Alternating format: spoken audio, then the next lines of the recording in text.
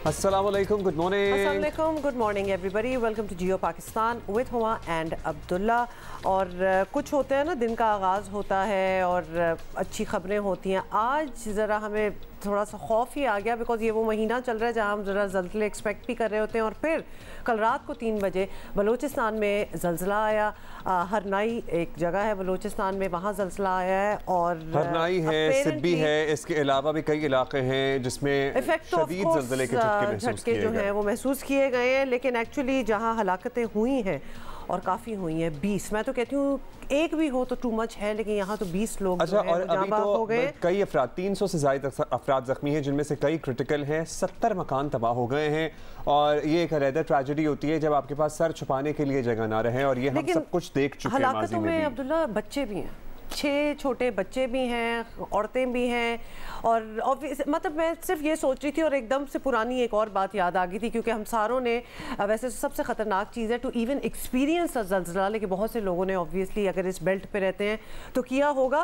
वो रात के वक्त जब आप सो रहे होते हैं और एक झटके से अगर उठा जाए और आपको पता चले कि सिर्फ आप ही नहीं हिल रहे, हर चीज़ हिल रही है, वो बहुत ख़तरनाक फीलिंग है, वो ट्रॉमा है। It is a very traumatic experience. Allah का शुक्र है कि कराची में उस तरह से ज़ल्ज़ले के आपको याद है ना, एक मिनी ज़ल्ज़ला में आया होता है, लेकिन उस तरह से नहीं होते जिस तरह हमने सारी उम्र ही एक्चुअली एक्सपीरियंस की है लिविंग इन लाहौर और इस्लामाबाद और सराउंडिंग एरियाज।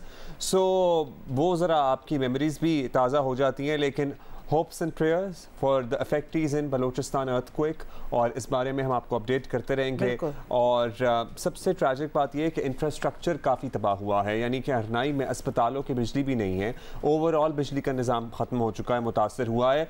मोबाइल फ़ोन की टॉर्च में, उसकी रोशनी में लोगों को ट्रीट किया जा रहा है। सो थिंग्स आर और सबसे पहले तो even shifting through the rubble, क्योंकि रात को 3 बजे और फिर आपको पता है सुबह तो कुछ घंटे थे रोशनी होने में। तो उस सिचुएशन में अगर आप रबल के थ्रू लोगों को ढूंढ रहे हैं और घर जो है गिर गए हैं, और आप इंफ्रास्ट्रक्चर की बात करें, ये वो इलाके हैं जहाँ इंफ्रास्ट्रक्चर ऑलरेडी बहुत ही बुरे हालात में है, या तो है ही नहीं, बहुत बुरे हालात में। घर भी जो लोगों के हैं वो प्रॉपर पक्के नहीं हैं। तो ज़्यादातर ये areas are already very run down. और फिर ऑफ कोर्स ज़ल्ज़ला। अच्छा जी, नए चेयरमैन नैब की बातें हो रही थी, लेकिन जब तक उनकी तैनाती नहीं होती, इन्हीं के टेन्योर में एक्सटेंशन कर दी गई है through an ordinance.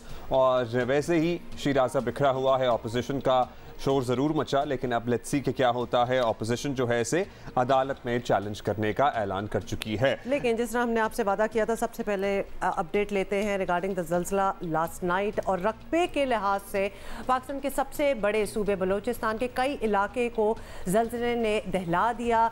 Quetta, Sibi, Harnai समेत सूबे के कई इलाकों में इन ज़ल्ज़लों के 20 अफराद जहाँ बहक, जबकि 300 से ज़ायद हम आपको बता रहे हैं ज़ख्मी हुए हैं। और जहाँ बहक अफराद में एक खातून और 6 बच्चे शामिल हैं।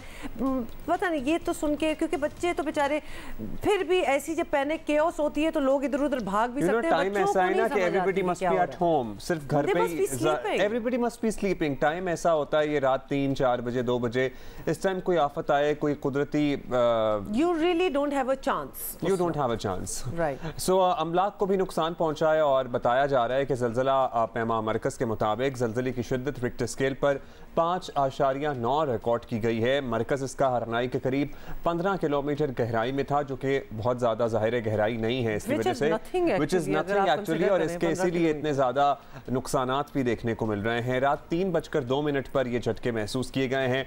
By the way, aftershocks का सिलसिला भी अभी तक जारी है। अस्पतालों में नेचुरली इमरजेंसी नाफिज है। हरनाई में बिजली की फराहमी मुअत्तल हो गई है। मोबाइल फ़ोन्स की रोशनी में इमेजिन कीजिए कि बाज़ लोगों को ऑपरेट किया जा रहा है। कोयटा के अस्पतालों में भी इमरजेंसी नाफिज कर दी गई है। जो बहुत क्रिटिकल लोग हैं उन्हें वहाँ मूव किया जा रहा है, और ये सिलसिला जारी है। और आज अब वैसे एक दिन रह गया है, आपको पता है 2005 का ज़ल्ज़ला जो है, जब भी ज़ल्ज़ले की बात होती है ना, वो 8 अक्टूबर वाला ज़ल्ज़ला हमें याद आ जाता है, और आज है 7 अक्टूबर। और मैं आपको एक बात बताऊं, अल्लाह ना करे ऐसा हो, लेकिन ये अक्टूबर जब स्टार्ट होता है ना, तो एकदम से आपको, मुझे एटलीस्ट जिन्होंने वो 8 अक्टूबर वाला ज़ल्ज़ला एक्सपीरियंस किया था, तो एक डर सा, एक खौफ सा आना स्टार्ट हो जाता है। और अगर आप थोड़े से स्टैट्स भी देखें तो इन टाइम्स में, इन महीनों में ज़ल्ज़ले आते हैं। और ज़रा ज़्यादा आते हैं। कल बात करेंगे जो 2005 में हुआ था, क्योंकि उसमें तो 80,000 लोग जहाँ बहक हुए थे and so many unaccounted for as well. बहुत से लोगों का तो खैर पता ही नहीं चला था। अच्छा जी, ज़लज़ला और लैंडस्लाइडिंग के बायस मुतासरा तकरीबन आधे रास्ते अब खोल दिए गए हैं। वहाँ पर इमदादी टीमें काम कर रही हैं। ज़िया लांगू वज़ीर दाखिला बलोचिस्तान हैं, उन्होंने इमदादी कार्रवाइयों से मुताल्लिक अपडेट दी है। लेट्स लिसन टू हिम और फिर बात करते हैं। से जो है इमदादी सामान और अशिया रवाना कर दी गई है, हैवी मशीनरी रवाना कर दी गई है, एम्बुलेंसेज रवाना कर दी गई हैं, रास्ते में रोड स्लाइडिंग भी हुई है। तो पुलिस के जवान, पीडीएमए के जवान वहाँ हैवी मशीनरी के साथ पहुंच गए जो रास्ते को क्लियर कर रहे हैं। वापडा की टीमें भी रवाना कर दी गई हैं। रात आपको पता है बड़ा वसी इलाका है, पहाड़ी इलाका है, जहाँ जाने में मसला है। जाहिर है इन तमाम चीज़ों को, इतनी बड़ी तबाही आई है, इन तमाम चीज़ों को बहाल होने में थोड़ा वक्त लगेगा। दूर दराज इलाके हैं, बड़े फासले हैं यहाँ से देहातों के, तो अभी तक हॉस्पिटल में मरीजों का आना जारी है। ये वसाइल अवाम के हैं, हुकूमत अवाम की खिदमत के लिए बैठी है। जितने भी जानी माली नुकसान हमारे लोगों की हुई है उनका अजाला करने के लिए हुकूमत जो है अपने लोगों के साथ खड़ी है। वहाँ उस हॉस्पिटल में इतने रिसोर्सेज नहीं है कि इतनी बड़ी तादाद में लोगों को इलाज मुआलजा किया जा सके। हेल्थ के में प्रॉब्लम्स हैं, वहाँ डॉक्टर्स का भी मसला है, यहाँ से डॉक्टर्स भी भेज दिए गए हैं और जो सीरियस मरीज हैं उनके लिए फौरन बंदोबस्त किया गया है, उनके लिए एम्बुलेंसेज भेजे गए हैं ताकि उनको जल्द अज जल्द कोयटा शिफ्ट किया जाए। हमारा अमला उधर लगा हुआ है, इंशाल्लाह उम्मीद है कि हम 1-1.5 घंटे में इस रास्ते को क्लियर कर लेंगे। अच्छा, हम जो ये विजुअल्स भी देख रहे हैं ना अब्दुल्ला, मुझे इसलिए भी खौफ आ रहा था कि ज़लज़ला इटसेल्फ एक इतनी बड़ी चीज़, एक नेचुरल डिज़ास्टर, एक ट्रॉमा, और उसके बाद क्योंकि इंफ्रास्ट्रक्चर आपका टूट फूट गया होता है और फिर अगर रात के वक्त हो तो फिर रेस्क्यू मिशन बड़ा मुश्किल हो जाता है। तो ट्रॉमा दर ट्रॉमा, मतलब आप it's not easy to get out of it. It is not easy to get out of it, फंसे होते हैं। और इमदाद मिलने में भी आपको टाइम लग रहा होता है ना, क्योंकि ऑलरेडी अस्पतालों पे रश है, लोड ज्यादा है। अब हरनाई में क्या ही हेल्थ फैसिलिटीज होंगी। और जिस तरह ज़िया लांगू साहब खुद भी बता रहे हैं, ये ऑलरेडी इतना रन डाउन प्लेस है, इतनी इलाका ही इस किस्म का है कि वहाँ ज़लज़ला आए तो इट्स नॉट एज इफ कि बड़े स्ट्रॉन्ग स्ट्रक्चर्स हैं दैट दे कैन विथस्टैंड ज़लज़ले के झटके। तो एक मुझे अफसोस भी है कि ऑलरेडी हमारे इंफ्रास्ट्रक्चर्स हमारे दूर दराज इलाकों में कोई ज़बरदस्त किस्म के नहीं हैं, और उसके बाद वो ऐसी फॉल्ट लाइन्स में हैं कि ज़लज़ले आप एक्सपेक्ट भी करें। इस बारे में इमदादी कार्रवाइयाँ वो कह तो रहे थे जारी हैं, लेकिन आपको पता ही है कि इमदादी कार्रवाइयाँ जारी हो के भी कितना टाइम लग जाता है तमाम लोगों को एवैक्यूएट करने में। अभी तो बहुत सी जगहों पे नुकसान का अंदाज़ा ही प्रॉब्लम नहीं लगाया जा सका होगा, क्योंकि 5:30 के बाद तो रोशनी होना शुरू होती है और फिर आप ज़रा टूर लेते हैं और देखते हैं कि क्या नुकसान हुआ है, तो उसके बाद ज़रा हक़ाइक़ खुलकर सामने आते हैं। तस्वीरों से बड़ी हाँ, जैसा कि आपको याद है ना 2005 के ज़लज़ले में बहुत देर बाद अंदाज़ा हुआ हेलीकॉप्टर व्यू से कि भाई ये जो हमें रेबल नज़र आ रहा है ना, इसके नीचे बस्ती हुआ करती थी। और मैं आपको क्या ये भी बताऊं कि चूंकि इस्लामाबाद भी इतनी बुरी तरह इम्पैक्ट हुआ था कि वो थोड़ा सा अटेंशन थोड़ी देर बाद आगे गई थी कि एक्चुअली बाकी कश्मीर में और बाकी नॉर्दर्न एरियाज में हुआ क्या है। बालाकोट वगैरह तो बिल्कुल ही फ्लैट हो गया था, तो वो concentration for a while remained on Islamabad, और खासतौर पे क्योंकि इस्लामाबाद में तो पूरी बिल्डिंग्स गिर गई थी। तो वो एक इटसेल्फ एक बहुत ही बड़ी ट्रेजेडी भी मैं कहूँगी। And then of course we found out कि आगे क्या हो रहा है, और स्कूल्स भी दब गए थे। मतलब 80,000 अफराद की जान गई थी। इसके अलावा भी अगर 2005 के उस हौलनाक ज़लज़ले में 7.9 उसकी शिद्दत थी रिक्टर स्केल पर। खैर, अभी हम बलूचिस्तान में जो रात को ज़लज़ला आया उसकी बात कर रहे हैं, उसकी अपडेट दे रहे हैं। इमदादी कार्रवाइयों का सिलसिला जारी है। 70 से ज़ायद मकान एक्चुअली कहा जा रहा है कि तबाह हुए हैं, इसकी जद में आए हैं। Harnai is the most affected area because यहीं पर मरकज़ था और सिर्फ ज़ेर ज़मीन 15 किलोमीटर गहराई से ये ज़लज़ला जनरेट हुआ है। यहाँ से शुरू हुआ है इसका सिलसिला और 300 अफराद ज़ख्मी हैं। नदीम कौसर हमारे कॉरेस्पॉन्डेंट हमें बताएंगे। सबसे पहले तो हम यही जान लें कि भाई जो ज़ख्मी हैं उनको कैसे ट्रीट किया जा रहा है, क्या बिजली बहाल हुई है नहीं हुई है, कि तमाम लोगों को एवैक्यूएट कर लिया गया है। जी बताइए नदीम। जी सर, सूरत ये है कि जो गुज़श्ता जब ज़लज़ला आया था उसके बाद से इमदादी कार्रवाई का सिलसिला जारी है।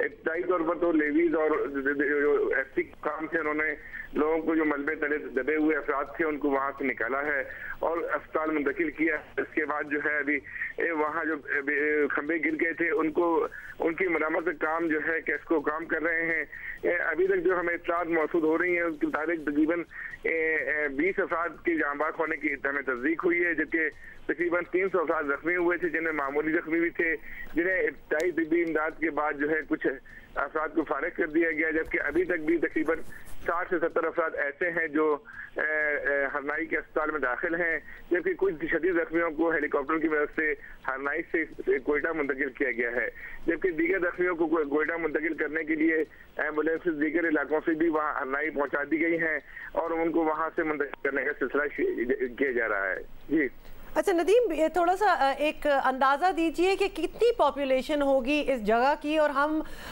समझने की कोशिश कर रहे हैं अब अक्टूबर आ गया है और ये वो इलाके हैं जहाँ ठंड भी पड़ जाती है, तो किस तरह लोगों ने रात गुजारी होगी और आगे क्या आप देख रहे हैं अगले 1-2 दिनों में क्या होना है? जी, हरनाई की आबादी तकरीबन हरनाई डिस्ट्रिक्ट की आबादी 1 लाख से जायद है और वहाँ जो है उसके जो इलाके है वो काफ़ी पसमानदा है। वहाँ जो है पक्के मकानात बहुत कम हैं और कच्चे मकानात ज़्यादा थे जो इस ज़लज़ले में मुनहदिम हो गए हैं। काफ़ी जो है सूरत-ए-हाल वहाँ काफ़ी गंभीर नज़र आती है, क्योंकि अभी यहाँ से PDMA के जरिए टेंट और दीगर इमदादी अशिया रवाना की गई हैं जो वहाँ पहुँचेंगी और उसके बाद लोगों में तकसीम की जाएंगी। इसके बाद इन मकानात के जो है जो गिरे हैं उनका सर्वे होगा, सर्वे होने के बाद उनको इमदादी जो है हुकूमत मिलेंगी, लेकिन ये सिलसिला यहाँ काफ़ी लंबा हो सकता है और आगे वहाँ सर्दी हरनाई में काफ़ी ज़्यादा होती है, बर्फबारी भी काफ़ी ज़्यादा वहाँ होती है, तो लोगों को काफ़ी मुश्किल का सामना करना पड़ेगा। कोई हुकूमत बलूचिस्तान की तरफ से जिन लोगों के घर गिरे हैं उनके लिए कोई इंतजाम किया गया है? फौरी इंतजाम, कोई टेंट लगाए गए हैं, कोई खैमा बस्ती कायम की जा रही है? क्योंकि जाहिर है आज रात भी तो गुजारनी है, स्कूल खोले गए हैं, शादी हॉल खोले गए हैं, क्या किया जा रहा है? ये अभी तक तो चूंकि बहुत ही इब्तदाई मरहला है, इसके बाद बहाली का जो काम है वो कुछ दिनों में ही शुरू हो सकेगा कि जो सरकारी इमारतें हैं वहाँ लोगों को ठहराया जा सकता है। इसके अलावा जो है टेंट भी यहाँ से रवाना किए गए हैं जो लोगों को दिए जाएंगे कि वो वहाँ उसमें रह सके, लेकिन ये काम जो है काफी तवील लगता है। बलूचिस्तान हुकूमत जाहिर है ऑलरेडी वहाँ उनके अपने सियासी क्राइसिस चल रहे हैं, अब वहाँ पे अब कोई कंसर्न है? कौन लोग हैं जो पहुंचे हैं फौरी तौर पर हरनाई या देख रहे हैं सूरत हाल को? तो वहाँ जो इंतजामिया है वो जिला इंतजामिया वहाँ काम कर रही है। सूबाई हुकूमत में सूबाई वज़ीर दाखिला जिनके पास PDMA का भी महकमा है वो रात इस तमाम सूरत को देखते रहे। DG PDMA हरनाई रवाना हो गए हैं और वो भी वहाँ इमदादी सरगर्मियों को देखेंगे। लेकिन बलूचिस्तान हुकूमत की जानिब से माजी में भी हमने देखा है कि जो ज़लज़ले मुख्तलिफ इलाकों में आए, जिनमें वाशिक के इलाका साजिद है जहाँ 1 साल पहले ज़लज़ला आया था और अभी तक वहाँ उन मुतासरीन को जो है उनके इमदादी रकूमात नहीं मिल सकी हैं, वो बेचारे खुले आसमान तले 1 साल से जो है बड़े हुए हैं। अब ये देखना ये कि हरनाई में किस हद तक हुकूमत बलूचिस्तान कितनी तेजी से काम कर उसको लोगों को बहाली के काम कर सकती है। अच्छा नदीम, लोग देख रहे हैं, पूरे पाकिस्तान से देख रहे हैं और कंसर्न है, क्योंकि ये ज़लज़ला तो हर किसी ने ही ऐसी चीज़ है कि कोई ना कोई तो गुजरा होता है। अगर मदद करना चाहते हैं, इमदाद देना चाहते हैं, कोई ऐसी ऑर्गेनाइजेशंस हैं फौरी तौर पर जो वहाँ काम कर रही हो, जहाँ डोनेशंस हो सके, जहाँ फौरी डेली यूज़ की जो अशियाँ हैं वो पहुँचाई जा सके, कोई इस किस्म की चीज़ है तो प्लीज़ शेयर कीजिए। ये अभी तक चूंकि ज़लज़ले को कुछ घंटे ही गुजरे हैं, अभी तक जो इमदादी कार्रवाइयाँ की हैं वो जिला इंतजामिया ने की हैं। अभी कुछ मतलब वक्त गुजरने के बाद जो है मुख्तलिफ समाजी तंजीमें जो यहाँ बलूचिस्तान में काम करती रही हैं वो हरनाई जाएंगी और यकीनन लोगों की मदद करेंगी।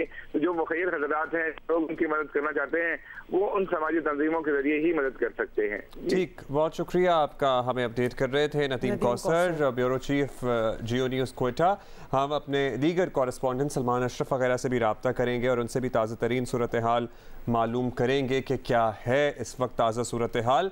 ताहाल आप देख सकते हैं ये रात के ही मनाज़िर हैं, these with the visuals which were recorded last night, और कच्चे ही मकानात नजर आ रहे हैं। आप हालत देखिए ना कि क्या है सूरत-ए-हाल। बिल्कुल नदीम जिस तरह बता रहे हैं कि आबादी जो है वो 1 लाख लोग आप इमेजिन करें, और ऑलरेडी रस्टिक रनडाउन मकानात का भी उन्होंने बताया कि बड़े कम मकानात हैं, बड़ी कम ऐसी इमारतें हैं वहाँ जो पक्की हैं। तो लिहाजा अंदाज़ा आप करें कि इतना शदीद झटका आया हो ज़ल्ज़ले के, और फिर आफ्टर शॉक्स भी आए हों, और जो कि जो जिस तरह हम आपको बता रहे थे इतना डीप इनटू द ग्राउंड भी नहीं है, तो उसकी इंटेंसिटी क्या होगी। और ख़ास तौर पे कच्चे घर इस किस्म की इंटेंसिटी वैसे ही विद स्टैंड नहीं करते। भाई यहाँ तो बिल्डिंग्स नहीं हमारी इस तरह बनी होती कि जो अर्थक्वेक प्रूफ हो, तो इसलिए हम इमेजिन कर सकते हैं कि एक्चुअली इधर सिचुएशन पैनिक सिचुएशन बिल्कुल मैं इमेजिन कर सकती हूँ।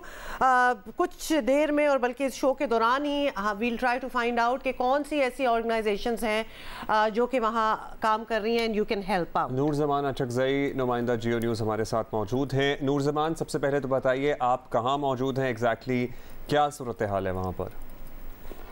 जी इस वक्त मैं कोयटा में हूँ, चूँकि एक टीम हमारी निकल चुकी है, हरनाई की तरफ पहुँचने वाली है, और मैं भी अभी निकलने वाला हूँ दूसरी अगली टीम के साथ। जी get in touch with Salman Ashraf, वो सबसे पहले प्रॉब्ली वहाँ पहुँच जाएंगे। लेकिन चलें, हरनाई की सूरत हाल हम बाद में बात करेंगे, सलमान से भी रब्ता करेंगे। आप कोयटा से सूरत हाल हमें बताइए, यहाँ पे अस्पतालों में क्या ज़ख्मी पहुँचना शुरू हुए हैं जो हरनाई आ रहे हैं? हरनाई और कोयटा का डिस्टेंस कितना है? बाय रोड अगर आया जाए क्या अपडेट है?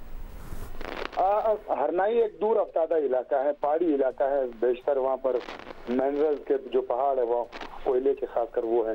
तो कोयटा से तकरीबन 3-3.5 घंटे लगते हैं। रास्ता जो ये ज़ियारत क्रॉस और ज़ियारत के करीब पहुँच के फिर शारग और हरनाई के लिए निकलता है। कोयटा से भी एक अगला रास्ता भी यहाँ से निकलता है, लेकिन वो थोड़ा लंबा है क्योंकि सड़क का प्रॉब्लम है, इंफ्रास्ट्रक्चर थोड़ा सही नहीं है इलाकों में।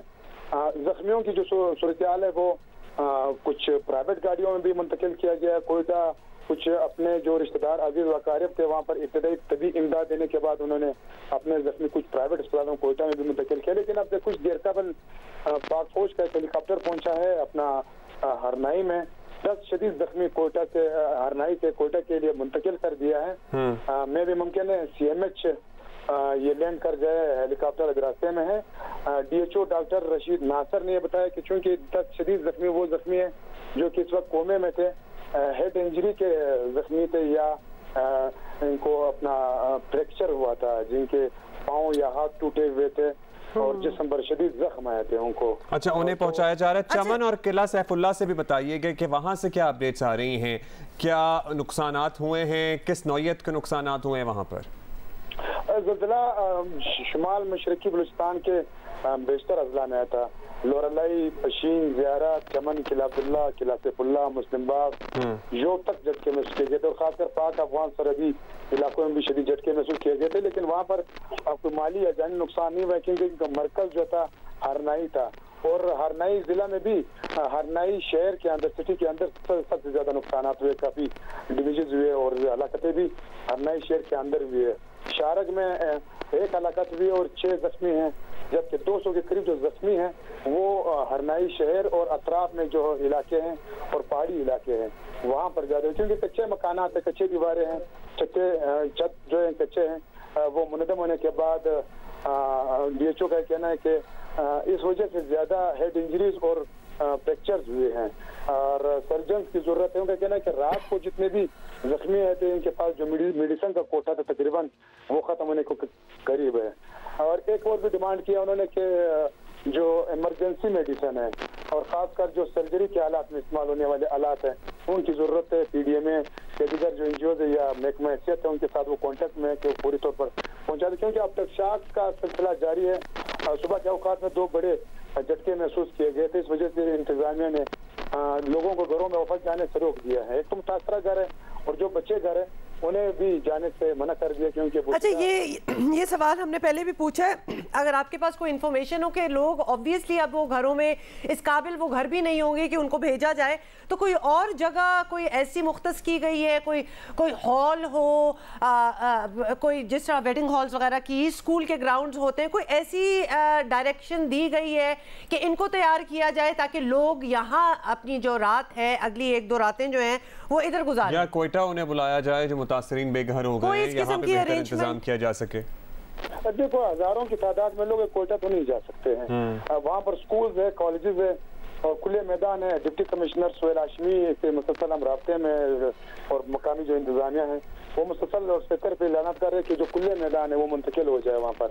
लेकिन चूंकि वहाँ पर PDMA का डिजास्टर मैनेजमेंट का कोई ऑफिस नहीं है, वहाँ पर जरूरी सामान मौजूद नहीं है और PDMA ने DC की रिक्वेस्ट पे वहाँ से जो कोयटा से जो इमदादी सामान है या हेवी मशीनरी जहाँ जहाँ सड़कें मुतासर हुई है या पहाड़ी तोदे गिरे हैं, रास्ता सड़कें बंद हुई हैं, उसके लिए मशीनरी रवाना किया। लेकिन अब तक PDMA का जो काफिला या इमदादी सामान अब तक हरनाई नहीं पहुंच सका है।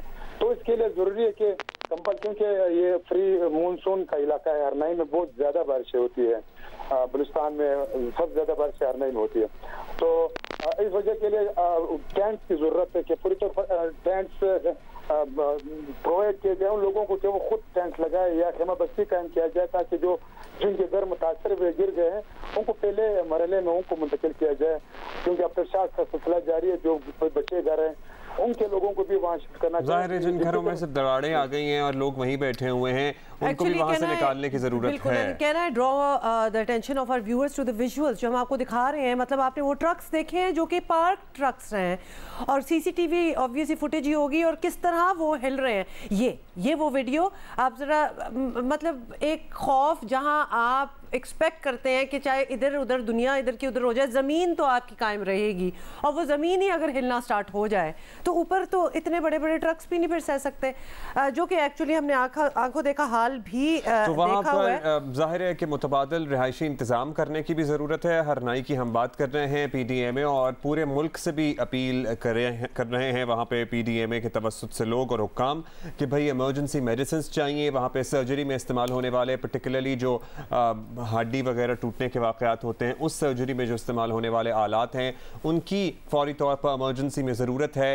होपफुली लाइट का सिलसिला कुछ नॉर्मलाइज हो जाए। ये सारी सूरत हाल आपके सामने है। अच्छा, थोड़ी see let's go back in time और थोड़ी सी जो हमारे मेजर इवेंट्स हुए हैं ज़ल्ज़ले के हवाले से वो ज़रा आपको रीकैप कराते हैं। पाकिस्तानी तारीख का हौलनाक तरीन ज़ल्ज़ला जो था जिसका हम अभी इस वक्त जिक्र भी कर रहे हैं वो 8 अक्टूबर 2005 को आया था और जिस तरह हमने बताया कि ये आज़ाद कश्मीर समेत खैबर पख्तूनख्वा में 7.6 जस्ट टू बी करेक्ट 7.6 इसकी शिद्दत थी रिक्टर स्केल पे और 80,000 से ज़ायद अफराद जो थे वो जाँ बहक हुए थे इसमें। और ये वो है 80,000 जो रिपोर्टेड थे। जी, कल इसको 16 साल मुकम्मल हो जाएंगे। So it's going to be the 16th anniversary of that tragedy जो कि पूरे पाकिस्तान ने सफ़र की। हालिया तारीख की बात करें तो हम 2019 की बात कर लेते हैं। 24 सितंबर मैंने लिख के रखा हुआ है। आज़ाद कश्मीर, पंजाब और खैबर पख्तूनख्वा के बेशतर मकामात पर 5.8 शिद्दत का ज़िलज़ला आया था। 30 अफराद इसमें जाँ बहक हुए थे और 400 से ज़ायद ज़ख्मी हुए थे। 2013 में भी एक बिल्कुल जी, मैं वही एक पूरी एक लिस्ट है और काश के इस किस्म के नेचुरल डिजास्टर्स जो होते हैं उसकी इतनी एक्सट्रीम शदीद लिस्ट ना हो, लेकिन we do fall on the fault line जहां हम एक्सपेक्ट भी करते हैं कि ज़ल्ज़ले और कहा यही जाता है कि अब ज़रा और शदीद होना स्टार्ट हो जाएंगे। 2013 की बात करें तो 24 जुलाई को बलूचिस्तान के इलाके आवारान में 7.8 मतलब बात जो है वो ऊपर ही चली जा रही है। 7.8 ऑन द रिक्टर स्केल का ज़ल्ज़ला आया था जिसमें 500 से ज़ायद अफराद जो थे वो जाँ बहक हुए थे। और फिर उसके 4 दिन बाद 28 जुलाई को उसी साल 2013 की बात हो रही है, एक और ज़ल्ज़ले में मज़ीद 30 अफराद जो थे वो जाँ बहक हुए थे। और कहा यही जाता है कि प्लेट्स इस तरह हिल जाती हैं कि वो आफ्टर शॉक्स जिसकी बात होती है वो सेटल होने में भी टाइम लगता है और वो सेटल होने में भी ज़ल्ज़ला आ जाता है। 29 अक्टूबर 2008 की बात करेंगे। बलूचिस्तान अगेन हिट हुआ ज़ल्ज़ले से और कला अब्दुल्ला और कल्लात मस्तूंग समेत कई इलाकों में 200 से ज़ायद अफराद जाँ बहक हुए। अस्पताल तक और बस्तियां तक मलिया मेट हो गई थी। ये सूरत हाल थी। और अभी जो हरनाई में ज़ल्ज़ला आया है इसकी सूरत हाल भी हम आप तक पहुंचा रहे हैं। Geo news is gonna keep you posted updated. और यहाँ मैं ज़रूर कहूँगी to all our young doctors, माना कि आप लोगों के और भी बड़े प्रॉब्लम्स चल रहे हैं but this is where you are needed.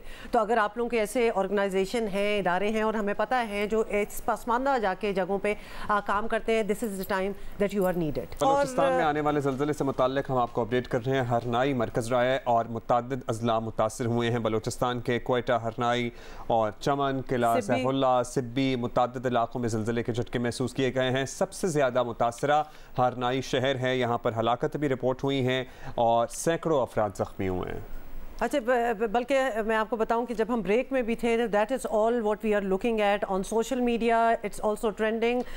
लोगों की अपनी जो स्टोरीज हैं, व्हाट दे सॉ, वो भी सामने है। Twitter is a good way जहां आपको अपडेट एक मिल जाती है, एंड ऑफ कोर्स हमारे कॉरेस्पॉन्डेंट्स ऑन द ग्राउंड हैं जिनसे हम अपडेट्स ले भी रहे हैं। इस वक्त वहाँ क्या हालात हैं, इसके बारे में हम जानना इसलिए भी चाहते हैं बिकॉज जिस तरह के हमारे कॉरेस्पॉन्डेंट्स ने बताया है, जगह बड़ी पसमानदा है और घर ऑलरेडी जो थे वो पक्के घर नहीं थे।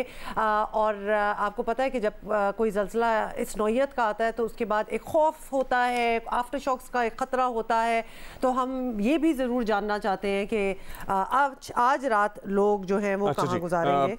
अभी हम इस बारे में आपको अपडेट करते रहेंगे। कुछ ही देर में सलमान अशरफ हमारे नुमाइंदे हमें ज्वाइन करेंगे हरनाई से, उनसे ताज़ा तरीन मालूमात भी हम लेंगे। लेकिन अभी हम ज़रा कल की एक अहम पॉलिटिकल डेवलपमेंट की बात कर लेते हैं। अपोजिशन एक्चुअली देखती रह गई और नैब ऑर्डिनेंस आया, नाफिज भी हो गया। हुकूमत ने chairman NAB justice retired Javed Iqbal की मुद्दत में नए चेयरमैन के तैनाती तक तोसी कर दी है। लेट्स सी ये तोसी का सिलसिला कहाँ तक चलता है। ऑर्डिनेंस के मुताबिक चेयरमैन नैब का तकर्रुर वज़ीर आज़म और अपोजिशन लीडर की मुशावरत से किया जाएगा।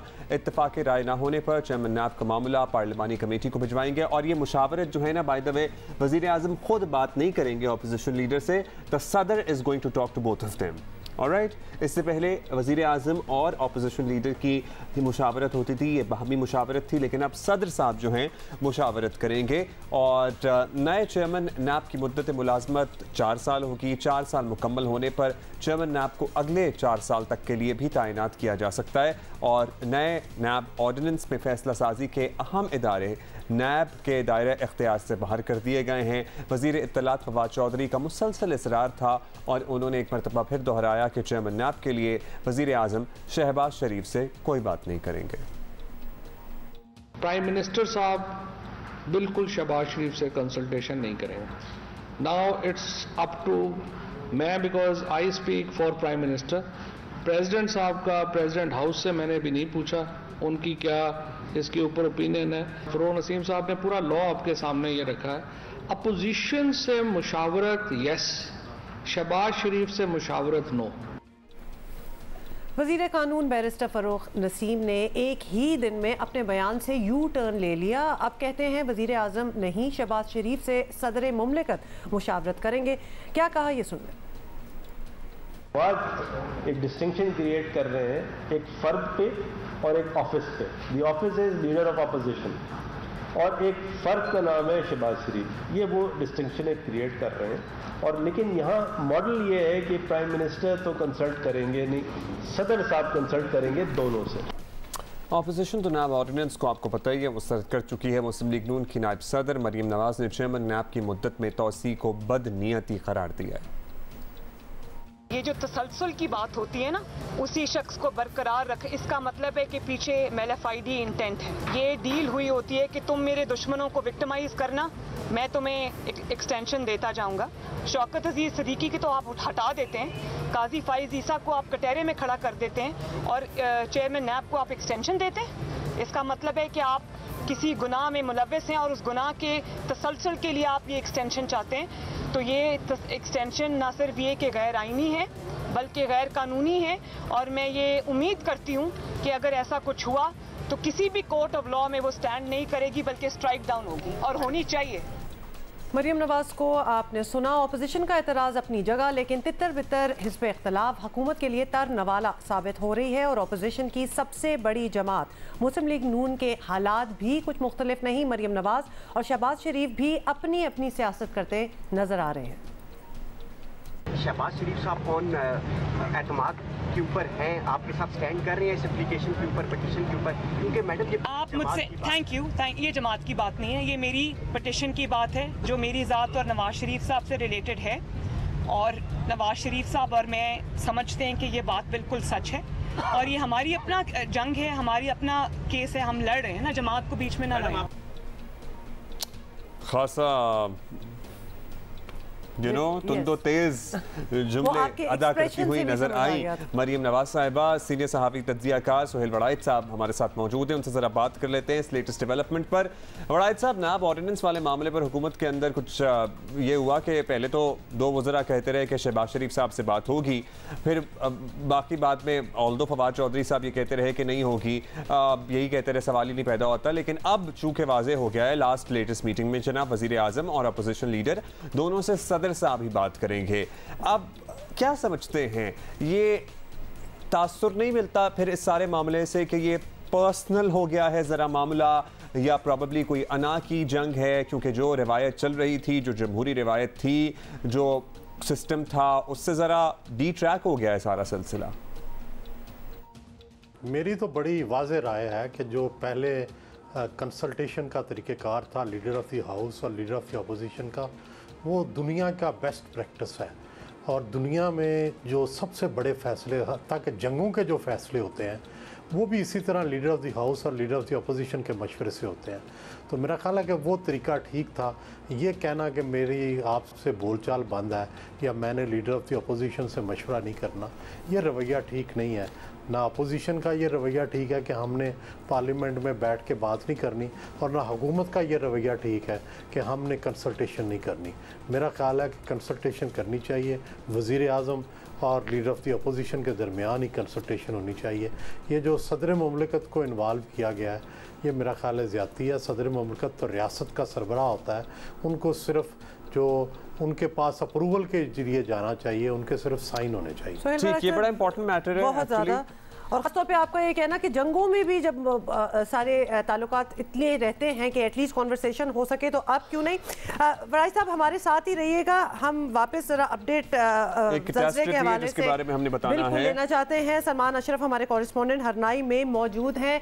सलमान, एक आंखों देखा हाल हम चाहते हैं। कुछ घंटे ऑब्वियसली इस आने को गुजर भी चुके हैं, क्या रेस्क्यू ऑपरेशन आपको नज़र आ रहा है? क्या आर्मी के जवान भी इन्वॉल्व हैं लोगों को रबल वगैरह में से निकालने के लिए, ढूंढने के लिए? कुछ अपडेट दीजिए। जी, इस हवाले से सूरत हाल ये है कि मैं इस वक्त हरनाई के अंदर मौजूद हूँ। वहाँ पे हमने जो सूरत हाल देखी है कि यहाँ मुख्तलिफ इलाकों का जो हमने विज़िट किया, वहाँ पे छतें घरों की गिरी हुई थी, कुछ दीवारें मुनहदम हुई हैं। इस वक्त सूरत हाल ये है कि मैं DHQ हॉस्पिटल में मौजूद हूँ, जहाँ पर जो हमने सूरत हाल देखी कि यहाँ बेड्स की तादाद कम पड़ गई थी। अब आर्जी बेड जो है ना, खैमे लगा कर यहाँ पर कायम किए गए हैं।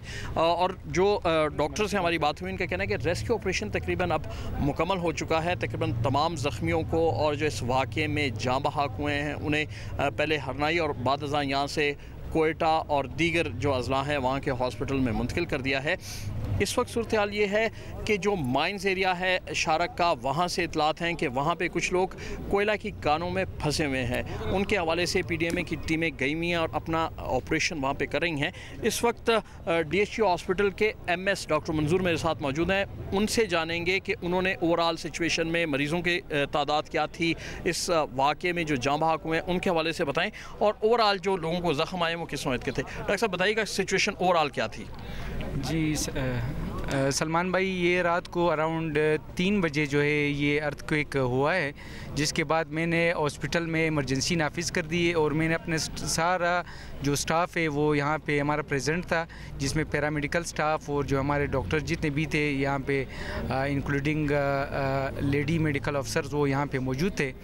तो इसके बाद हमारे पास सर 15 डेड बॉडीज़ जो है यहाँ पे हमारे पास लाई गई, और इसके और जो है सर मोर देन 200 जो इंजर्ड पेशेंट थे वो जो है हमने सर यहाँ पे उनको फर्स्ट एड दे के उनको मैनेज किया है। उसके बाद सर 3 जो क्रिटिकल पेशेंट थे उनको मैंने वाया एम्बुलेंस जो हमारे पास यहीं पे अवेलेबल थे सर उनको ट्रांसपोर्ट किया कोयटा, और 4 पेशेंट को सर मैंने वाया प्राइवेट कार्स मैंने वहाँ पे ट्रांसफर किया। इसके बाद सर हमारे पास कुछ ज़्यादा क्रिटिकल पेशेंट्स थे।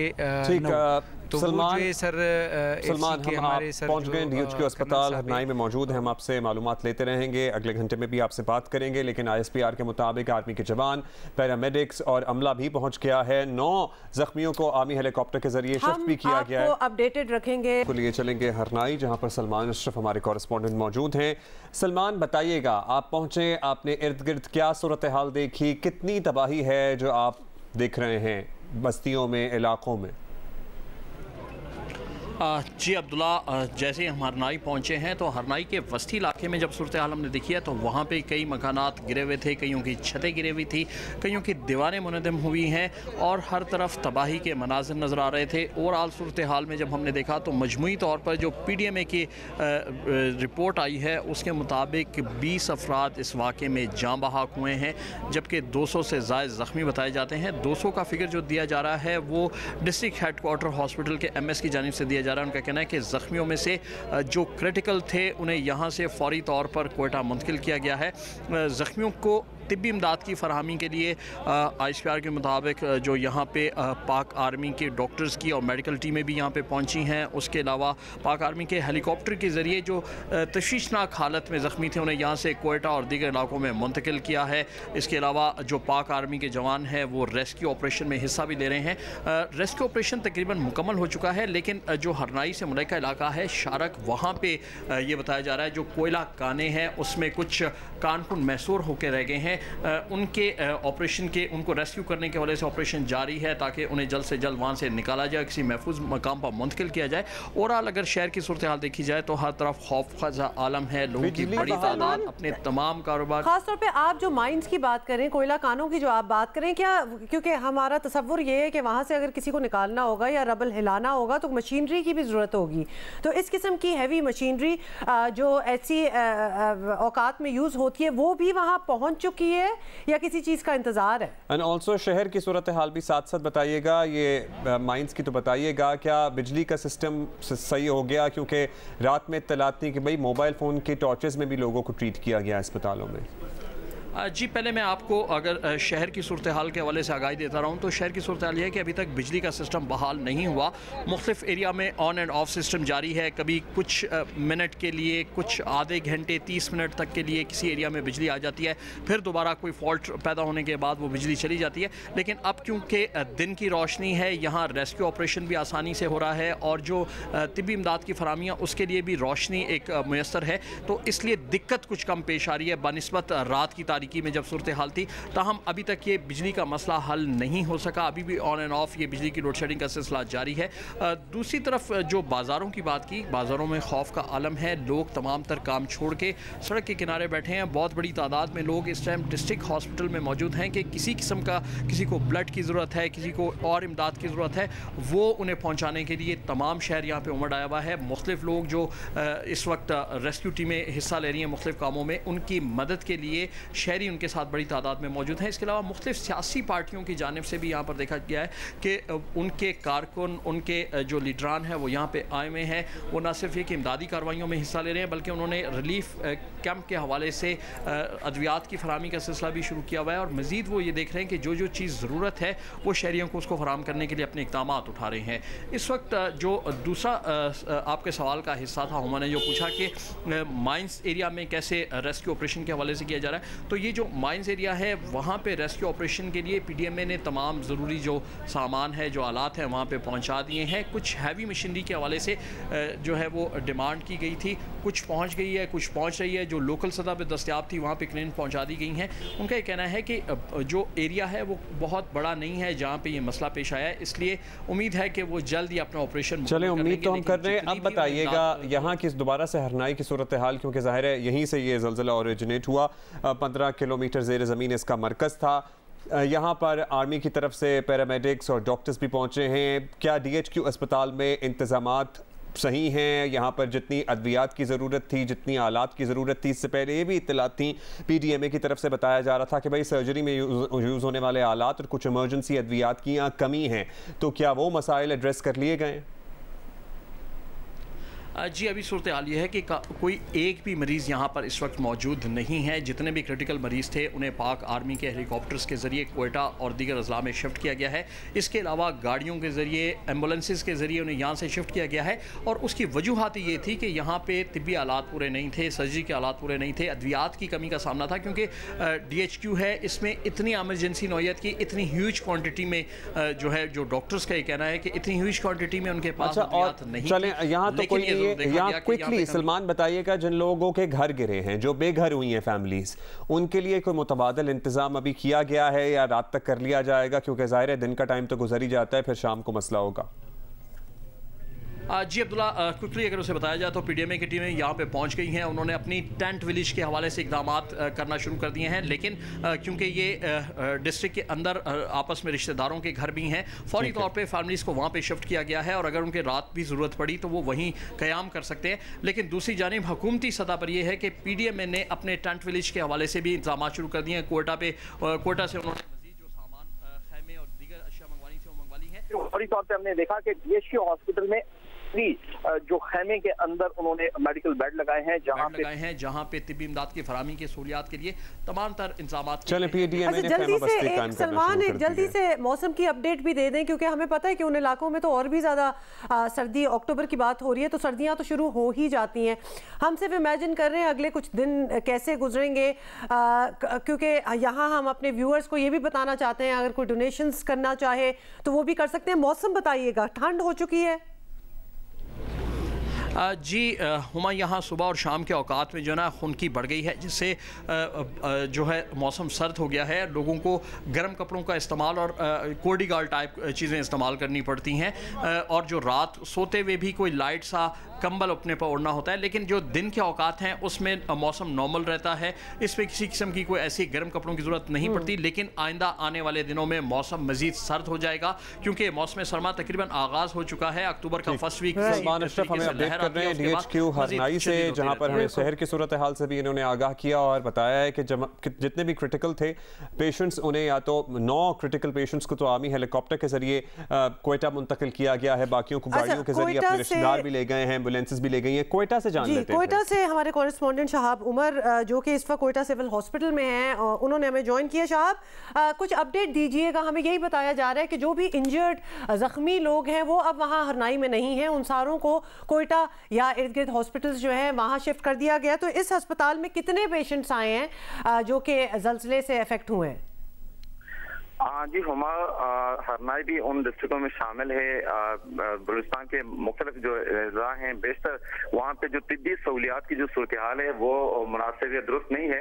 हरनाई भी उनमें से है कि वहाँ पे जिला है, जिसके बाद जो है कोयटा में भी इमरजेंसी नाफिज कर दी गई। हमारी बात हुई सिविल अस्पताल के एमएस से, उन्होंने बताया ज़लज़ले के फौरन बाद इन्होंने इमरजेंसी नाफिज कर दी। जितने भी डॉक्टर्स हैं, पैरामेडिक स्टाफ हैं, तिब्बी अमला है, मशीनरी है, वो यहाँ पे एक्टिव कर दी गई और तो बेड्स उन्होंने खाली कर दी गए ताकि जो जख्मी यहाँ पे आएंगे उनको फौरी तौर पे उनको ट्रीटमेंट दी जा सके। इस वक्त जो है सिविल अस्पताल की सूरत हाल ये है कि हरनाई से 3 जो जख्मी अफराद यहाँ पे पहुंच गए हैं। चूंकि हरनाई 3-4 घंटे कुछ फासला है और रास्ता भी कुछ दुरुस्त नहीं है।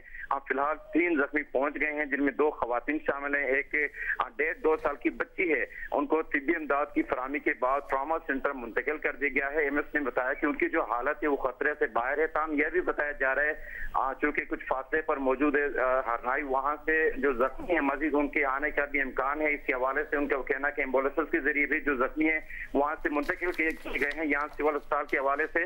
इसी हवाले से उन्होंने कहा कि वो अलर्ट हैं, इस वक्त तैयार बैठे हैं। बताया जा रहा है कि मजीद जख्मी यहाँ पे पहुंच रहे हैं। जी अच्छा, अभी कितने अफराद ज़ेरे इलाज हैं सिविल अस्पताल में कोयटा में? जी इस वक्त जो हरनाई ज़लज़ला आया था उसके 3 जख्मियों को यहाँ पे मुंतकिल कर दिया गया, जिनमें 2 खवातीन, एक 1.5 से 2 साल की बच्ची है, वो शामिल है। उनको इब्तिदाई तिब्बी इमदाद की फराहमी के बाद ट्रॉमा सेंटर मुंतकिल कर दिया गया। फिलहाल 3 जख्मी अफराद यहाँ पे ज़ेरे इलाज हैं। जी ठीक है, और क्या बाकी भी अस्पताल हैं कोयटा शहर के जहाँ पर जख्मियों को शिफ्ट किया गया है? दीगर अस्पताल हैं। लेकिन हमारी जो इंतजामिया है उनसे बात हुई, तिब्बी हुकाम से बात हुई, उन्होंने बताया कि वहाँ से जो जख्मी ला रहे हैं एक तो हेलीकॉप्टर के थ्रू वहाँ से मुंतकिल कर दिए गए हैं। मुमकिन है कि उनको जो दीगर अस्पताल है वहाँ पे भी शिफ्ट किए जा सकें, चूंकि कोयटा शहर का एक बड़ा अस्पताल सिविल अस्पताल है, यहाँ पे भी जख्मी लाए जा रहे हैं। जी बहुत शुक्रिया आपका, हमें अपडेट कर रहे थे शहाब उमर। अच्छा, ये भी हम आपको बता दें कि जो इतलात हमें मिल रही हैं उसमें यही बताया जा रहा है कि आफ्टर शॉक्स, जो कि हमने पहले भी आपको बताया था कि जब इतना बड़ा ज़लज़ला आए तो उसके बाद जो प्लेट्स होती हैं अंडर द ग्राउंड, जिनकी वजह, जिनके हिलने से एक अर्थक्वेक बनता है, उनको सेटल होने में भी टाइम लगता है। तो वो हिलती रहती हैं कुछ अरसे तक, और वो आफ्टर शॉक्स, छोटे छोटे ज़लज़ले आप जो हैं वो कह सकते हैं, तो वो अभी भी जारी हैं। और of course we will keep you updated on that. is also waiting for us. तो इस बारे में तो हम आपको भी keep you posted about this Harnai earthquake, और बहुत सी दुआएं, ढेरों नेक तमन्नाएं उन तमाम ख़ानदानों के लिए जिनका जानी नुकसान हुआ है, जिनके अफराद ज़ख्मी हैं, जो बेघर हुए हैं। वड़ाइद साहब, coming back to the political update, बताइएगा आप कि मुस्लिम लीग नून तो वाजे कर चुकी है कि ऑर्डिनेंस को चैलेंज किया जाएगा। अब ये ऑर्डिनेंस अदालत, उनका ये कहना है, उनकी ये उम्मीद है कि ये ऑर्डिनेंस अदालत नहीं मानेगी, तो क्या हुकूमत का जस्टिस जावेद इकबाल को तौसी देने का फैसला किसी और सियासी और आईनी बहरान की तरफ नहीं ले जाएगा? डेफिनेटली अपोजिशन के लिए ये काबिल कबूल नहीं होगा। जस्टिस जावेद इकबाल पहले भी कंट्रोवर्शियल रहे हैं और अपोजिशन इनके ऊपर एहतजाज करती रही है। हालांकि उनको लगाने में ख़ुद ये जो आज की अपोजिशन है उस वक्त हुकूमत थी और पीपल्स पार्टी जो है इन्होंने कंसल्टेशन की थी और उनके कंसेंसस से ही जस्टिस जावेद इकबाल लिखे थे। लेकिन अब अपोजिशन जो आज की अपोजिशन है वो सारी जस्टिस जावेद इकबाल से नाराज़ है, क्योंकि वो समझती है कि उन्होंने इनके ख़िलाफ़ जो है ऐसी कार्रवाइयाँ की हैं जिससे उनको तकलीफ़ पहुंची है, वो विक्टिमाइज़ हुए हैं। तो मेरा ये ख़्याल है कि मुनासिब ये होगा कि जस्टिस जावेद इकबाल की बजाय कोई नया चेहरा, कोई नया ऐसा चेहरा जिसकी क्रेडिबिलिटी हो, जिसकी साख हो, जिसके साथ कंट्रोवर्शियल चीज़ें ना हो, उनको लगाया जाए। लेकिन सवाल ये भी उठता है वड़ाई साहब के इस वक्त ऑपोजिशन की अपनी स्टैंडिंग क्या है, क्योंकि आप अगर देखें तो अपनी पोजीशन जो है वो हुकूमत को तंग करने वाली पोजीशन में इस वक्त बिल्कुल भी ठीक नहीं है ऑपोजिशन। उनको तो अपनी सफ़ें दुरुस्त करनी चाहिए। अभी मरियम नवाज़ जो कुछ कह रही हैं, जो कुछ कर रही हैं, शहबाज शरीफ उनके साथ खड़े नज़र नहीं आ रहे और ये बिल्कुल वाज़ेह हो चुका है अब। तो अगर मुस्लिम लीग नून के सब रहनुमाओं को एक पेज पर आना है तो ये काम कौन कर सकता है? नवाज शरीफ को मुदाखलत करना चाहिए आपके ख्याल में? प्रॉब्ली आना चाहिए मुदाखलत करने के लिए। मेरा ख्याल है कि वक्त आ गया कि नवाज शरीफ मुदाखलत करें। उसकी वजह यह है कि अगर तो इसी तरह बयानिए का तजाद रहा, इसी तरह आपस में एक दूसरे के ख़िलाफ़ बयान चलते रहे तो इससे मुस्लिम लीग नून की सफ़ें दुरुस्त नहीं होंगी। इससे मुस्लिम लीग नून जो है इसके अंदर कन्फ्यूजन में इजाफ़ा होगा।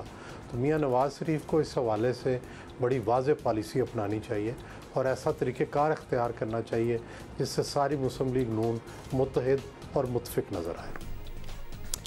बहुत बहुत शुक्रिया वड़ाइद साहब फॉर द अपडेट्स। आपको पता है कि हमारी पॉलिटिक्स ऐसी है हमारी कि रोज़ कोई ना कोई नई चीज़ होती है and of course we need some sort of understanding और किस डायरेक्शन। अच्छा जी, एक तरफ तो हुकूमत बिजी है ये तमाम मामला सेटल करने में, उधर आवाम का कौन सोचेगा? मैं तो ये सोच रहा हूँ कि आवाम का कौन सोचेगा, क्योंकि लिटरली महंगाई का तूफ़ान है जो हमारे इर्द गिर्द बपा है।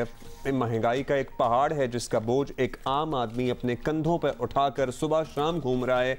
लेकिन जब इस तरह के दावे और वादे सामने आते हैं कि 1 करोड़ से ज़ायद नौकरियां हम दे चुके हैं। हाँ, मतलब बेरोजगारी एक और लेवल पे है, महंगाई एक और लेवल पे है, लेकिन डिनाइल एक और ही सतह का पहुंच चुका है। तो ज़रा उस पर भी हम बात करना चाहते हैं और आपको बताएं कि मुल्क में महंगाई का एक तूफ़ान है। आटा, चीनी, दालें, तेल, बिजली, गैस, कल तो हमने मुर्गी की भी बात कर ली है। गरीब का तो जीना दोभर हो चुका है। तहरीक इंसाफ हुकूमत की जानिब से इस हवाले से मुख्तलिफ तौजीहात पेश की जाती हैं। कभी माना जाता है कि हाँ महंगाई है, फिर वज़ीर आज़म एक्शन का कहते हैं, फिर दूसरी तरफ कहते हैं महंगाई तो है लेकिन कुव्वत खरीद भी इतनी बढ़ गई है कि महंगाई से फर्क नहीं पड़ रहा। और फिर ये भी कहा जाता है कि दुनिया में बहुत महंगाई है लेकिन पाकिस्तान में शरह जो है वो कम है, वो दुनिया से कंपैरिजन होना स्टार्ट हो जाता है। आमदनी वैसे बाकी चीजें दुनिया से हम कंपैरिजन में बिल्कुल नहीं स्टैंड करते, लेकिन ऐसी चीजों में कंपैरिजन दे दिया जाता है। लेकिन गुज़िश्ता रोज वफाकी वजीर बराए अमूर कश्मीर जनाब अली अमीन गंडापुर ने महंगाई से मुकाबले के लिए अवाम को एक मशवरा दिया है और वो मशवरा है कि चीनी और रोटी का इस्तेमाल कम कर दिया जाए। ठीक है, सुन ले जरा, हमने नहीं कहा, ये वो कह रहे हैं। अगर इमरान खान आपको धोखा नहीं दे रहा और आपके लिए वो कर्जे लेकर मसनूई चीज सस्ती नहीं कर रहा, अगर मैं एक चाय के चम्मच में 100 दाने डालता हूं तो अगर 9 दाने कम हो जाए, मैं 100 निवाले खाता हूं आटे के तो अगर 9 निवाले कम खा लूं तो अपनी कौम के लिए मैं 9 निवालों की कुर्बानी नहीं कर सकता। इमरान खान आपकी आने वाली नस्लों की जंग लड़ रहा है, उसने आपके लिए माफिया के साथ जंग शुरू की हुई है। सर कर्जे तो बहुत लिए हैं, कर्जों पे तो ना ही जाए आप, कर्जे तो तारीखी हैं माशाल्लाह, और बाय द वे आपकी इनकी सेहत देख लें, आपको कहीं से लगता है कि ये 9 निवाले भी कम करते होंगे या 1 निवाला भी कम करते होंगे? और जो आदमी 100 निवालों की नहीं 10 निवाले ही खा रहा है तो वो 9 कैसे कम करते? मतलब आपकी लेवल कुछ और है, लोगों का लेवल कुछ और है। किसी को तो 2 निवाले नसीब हो जाए तो बहुत बड़ी होती है, आप उसमें भी कह रहे हैं कि कमी करो। ये बिल्कुल कंपैरिजन और एनालॉजी जीरो है। और अगर आपने कम किए तो आपके भी जरा डील डॉल से पता लगे ना कि आपके भी सेहत पर कोई फ़र्क पड़ा है। और ये पहली मरतबा नहीं है कि वज़रा और तहरीक इंसाफ के दीगर कायदीन महंगाई से निपटने के लिए अनोखे मशवरे देते हैं। इन बहुत कीमती मशवरे वैसे इन्हें कहा जा सकता है। और क्या क्या मशवरे दिए गए हैं ये भी ज़रा मुलाहिज़ा हो। रिविजिट करते हैं। हिकमत और दानिशमंदी से हमें चलना पड़ेगा। 2 रोटियों के बजाय एक पे कुछ अरसे के लिए इक्तफा करना पड़ेगा। बट इंशाअल्लाह अल्लाह वो दिन ज़रूर लाएगा और बहुत जल्द कि 2 के बजाय आप 2.5 रोटियां खा सकेंगे। टमाटर सस्ते नहीं होते, आप दही इस्तेमाल करें ऑटोमेटिकली। देखिए ये कंजप्शन पे होती है, डिमांड एंड सप्लाई। अगर डिमांड ज़्यादा होगी, सप्लाई कम होगी तो रेट बढ़ेंगे। जब आप इस्तेमाल करना ही छोड़ देंगे तो ऑटोमेटिकली सस्ते हो जाएंगे। क्योंकि हमारा मसला ये है पाकिस्तान में कि हम कहते हैं जी गोश्त महंगा हो गया, मुर्गी महंगी हो गई, लेकिन हम उसके पीछे पड़ जाते हैं। उससे बेहतर ये कि उससे जान छुड़ाओ, ऑटोमेटिकली नीचे आ जाएगी। आज कोई मकान दिखा दे मुझे, मैं अपने सूबे की बात करता हूँ, तो कहाँ पर गुर्बत आ गई। गाड़ियाँ नहीं थी किसी के पास, मोटरसाइकिल नहीं थे। आज हर एक जो है अच्छी ज़िंदगी गुजार रहे हैं। ये बिल्कुल गलत प्रोपेगेंडा है कि लोग भूखे हो गए। मेरे सूबे में आओ, मैं आपको फिराता हूँ, मुझे कच्चा मकान दिखा दो तो मैं कहूँगा कि ये पीछे जा रहे हैं। चीज़ ऊपर नीचे होती है तो उसमें वो जिनको फायदा हो रहा है वो भी हमारे ही भाई हैं। आलू सस्ते हो गए थे, कितना बड़ा नुकसान हुआ आलू में किसानों को उसका। अगर इससे कोई महंगाई से किसी चीज़ को फायदा हो रहा है, टमाटर किसका टमाटर है? हमारे जमींदारों ने उगाया हुआ है ना। कराची में सब्जी मंडी में 17 रुपए किलो टमाटर मिल रहे हैं। कौन सी सब्जी मंडी में सर? आप जाएं जाके चेक करें। पता है क्या, ये आवाम का मजाक उड़ाने के मुतरातिफ हैं ये सारी बातें। आई वंडर कि जब ये लोग आवाम में दोबारा जाएंगे, पास तो नहीं जाएंगे जाहिर है, लेकिन पास जाएंगे भी, आवाम को क्या जवाब देंगे या किस मुंह से उन्हें फेस करेंगे? मतलब जो रोटी के मशवरे देना कि 2.5 के बजाय 2 खा लें या 2 के बजाय 1 खा लें, मतलब अब आप नवाले के नहीं है लोगों के। लिटरली ये वो वाली बात लग रही है कि आप नवाले गिनना स्टार्ट हो गए। और दूसरा फिर कल को ये मशवरा भी दें कि 1 रोटी के साथ 3 पत्थर भी बांध लें पेट और पर। माना कि एक पॉलिसी है और आप लोगों को हर किसी को मतलब जहां जो काम कर रहा होता है उसको एक पुल करनी होती है, बट आप जवाबदेह भी हैं। You are also answerable. और कल को आप अपनी ही बातें सुनेंगे तो कुछ उस सिनेरियो को भी इन माइंड रखें कि ये बातें हम कर रहे थे बिल्कुल डिटैच फ्रॉम रियलिटी। तो प्लीज़ एटलीस्ट तो ये स्टेटमेंट्स ना दिया करें। और इतने ह्यूबरस के साथ, इतने ओवर कॉन्फिडेंस के साथ के स्टेटमेंट्स है कि ये कर लें, कोई कच्चा मकान नहीं है। मतलब ये क्या, अभी ज़ल्ज़ला आया, बलूचिस्तान मुल्क का हिस्सा है ना, ज़रा देखें कच्चे मकान ही थे जो गिरे हैं। तो इस किस्म की बातें करना कि हर किसी के पास गाड़ी है, हर किसी के पास ये है, आप कौन सी मूवी देख रहे हैं प्लीज़ हमें बता दें, हम भी फिर वही देखेंगे। वज़ीर आज़म का अपनी तनख्वाह में गुजारा नहीं होता तो आवाम का क्या ही हाल होगा। अच्छा, आपने परेशान नहीं होना और आपने हमारा भी मजाक नहीं उड़ाना। नहीं मजाक क्या, मैं इसको खुशखबरी में ही लूंगी। ओके तो लिहाजा मैं आपको उसी तरह ही बताऊंगी। एंड मतलब somebody else is insisting तो हम मानेंगे। तो तहरीक इंसाफ ने जी सिर्फ 3 साल में ही 1 करोड़ नौकरियों का वादा जो है वो पूरा कर दिया है। अब आप हमें माने या ना माने, ये हम नहीं कह रहे, वो खुद कह रहे हैं। और हुकूमत की सादगी देखें, हाउ इनोसेंट आर दे कि इस कारनामे पर ना कोई तशहीर है अब्दुल्ला, हैं जी, ना कोई बड़ी प्रेस कॉन्फ्रेंस, ना कोई तकरीबात, कोई फेस्टिविटी होनी चाहिए। पूरे मुल्क को जश्न मनाना चाहिए, 1 करोड़ नौकरियां, लेकिन ऐसा हुआ नहीं है। और इस खबर से तो कौम भी लाइल्म रहती। भला हो वफाकी वज़ीर इत्तलात फवाद चौधरी का, जिन्होंने एक प्रेस ब्रीफिंग के दौरान ये राज जो है इसको अफशा कर दिया, बल्कि कौम को तारीख की सबसे बड़ी खुशखबरी सुनाई। उनका दावा ये है कि बात अब सिर्फ 1 करोड़ की नहीं रही, बल्कि सॉरी टू से मैंने इससे आगे जा चुकी है। अब क्या 1 करोड़ पे अटकी हुई हैं? हम बहुत आगे चले गए हैं। और अगर आप अभी भी हमें नहीं मान रहे, ना माने, उन्हीं को सुन लें। 3 साल में 1 करोड़ नौकरियों से कहीं आगे जा चुका है काम। 40,000 नौकरी तो सिर्फ हेल्थ डिपार्टमेंट पंजाब ने नौकरी दी है। जो लोग बाहर गए हैं, तकरीबन 16.5 लाख लोग जो हैं वो पाकिस्तान से बाहर ओवरसीज पाकिस्तानीज में जो हैं वो गए हैं। भाई कॉन्फिडेंस के भी पूरे नंबर, ये पूरे नंबर मिलने चाहिए। और दूसरी बात ये है कि फवाद चौधरी साहब की गुफ्तगू तो आपने सुन ली, उनके दावे अपनी जगह, लेकिन इन दावों के बरक्स आदात व शुमार कुछ और कहानी सुनाते हैं। ये भी हम नहीं कह रहे हैं, आदात व शुमार क्या कह रहे हैं वो आपको बताते हैं। पाकिस्तान ब्यूरो ऑफ स्टेटिस्टिक्स के मुताबिक लेबर फोर्स सर्वे जो हुआ है 2017-18 का, इस दौरान बेरोजगारी की शरह थी 5.8, जो तहरीक इंसाफ के दौरे हुकूमत में 18-19 में बढ़कर 6.9 हो गई है। और अब Pakistan institute of development economics की जो ताज़ा रिपोर्ट है उसके मुताबिक बेरोजगारी की शरह 16% पर पहुंच गई है। वो गलत है या भाई ऐसे हकाइक के बरक्स कुछ इस तरह से बयान करनी चाहिए बात कि वो सच लगने लगे, और यही तो अल्टीमेट इनका मोटिव और एजेंडा भी है। जो पढ़े लिखे नौजवान हैं बेरोज़गार, उनकी शरह 24% हो गई है, और पढ़ी लिखी बेरोज़गार ख़वातीन की शरह 40% हो गई है। Bye the way, forget everything.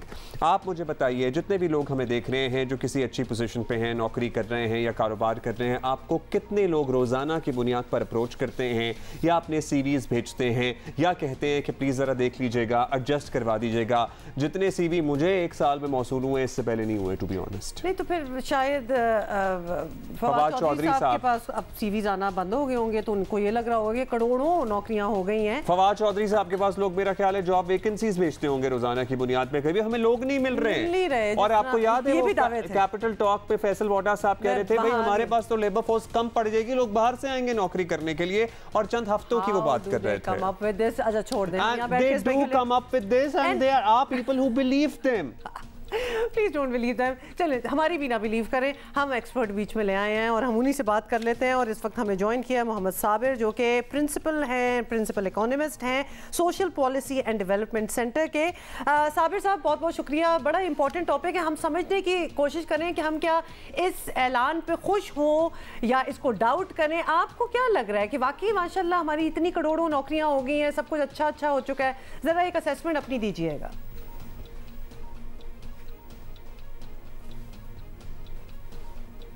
पहली बात तो ये समझ लीजिए कि नौकरियों के आदाद शुमार कहाँ से कितने होते हैं, और नौकरियों के आदाद शुमार के लिए हमारे पास कौन से ज़राए हैं जिसके ज़रिए हम तस्दीक कर सकते हैं कि पाकिस्तान में कितनी नौकरियां बढ़ी हैं या कितनी नौकरियां कम हुई हैं। तो पाकिस्तान ब्यूरो ऑफ स्टैटिस्टिक्स ऐसा इदारा है जो हुकूमत पाकिस्तान ने बनाया है, और उसका काम ये है कि वो हर साल लेबर फोर्स सर्वे करे और ये बताए हमें कि कितनी नौकरियां बन चुकी हैं, कितनी नौकरियां कम हो चुकी हैं और क्या हुआ है। अभी तक जो लेबर फोर्स सर्वे के जो आदाद और शुमार हैं वो कोई बहुत ज़्यादा खुशाइंद नहीं है। पहले तो हमें थोड़ा सा कॉन्टेक्स्ट समझना चाहिए कि इन 3 सालों में हुआ क्या है।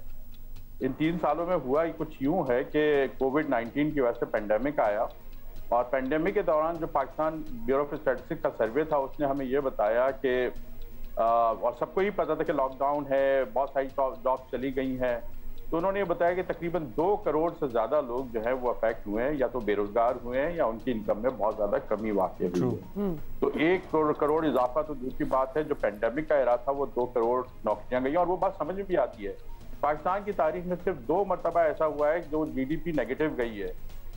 एक 70s की बात थी और एक जो है ये अभी की बात हुई है, जो पिछले साल 2019-20 था, उसमें हमारी GDP बढ़ने के बजाय रियल GDP बढ़ने के बजाय कम हो गई है।